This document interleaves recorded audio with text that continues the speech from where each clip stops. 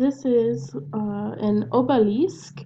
Obelisk is actually just a word that describes the shape of this monument.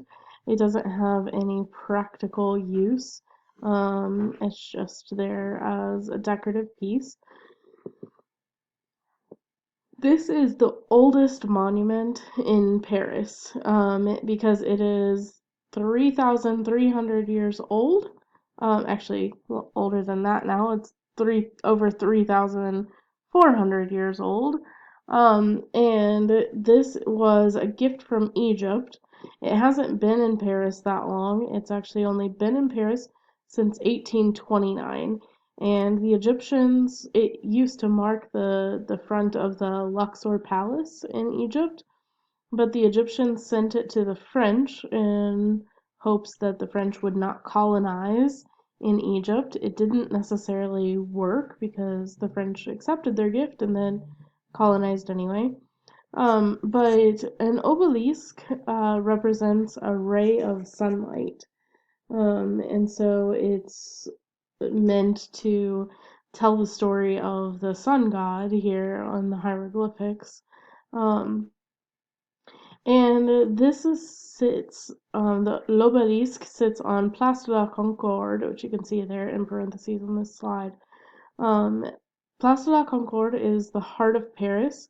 It has fountains and the this is kind of where you'll see people um, it's seen as like a central place.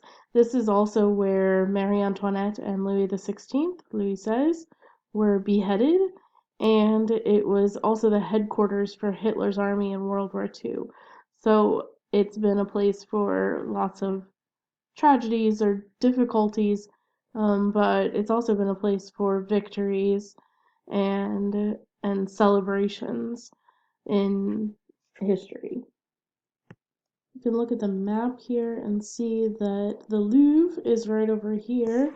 And if you take a nice walk through the Jardin des Tuileries, then you'll land at Place de la Concorde. Interestingly enough, Jardin des Tuileries is the area where there was the castle when they moved Louis XVI and Marie Antoinette into Paris. And then, like I just said, Place de la Concorde is where they ended up losing their lives. So if we step into Place de la Concorde, you'll be able to see its nighttime view here. There's l'Obélisque standing front and center. Let's see if we can get out of these gates here. And here's a better view of where it is. You can see the Eiffel Tower in the background, and Pont Alexander Trois. Some government buildings.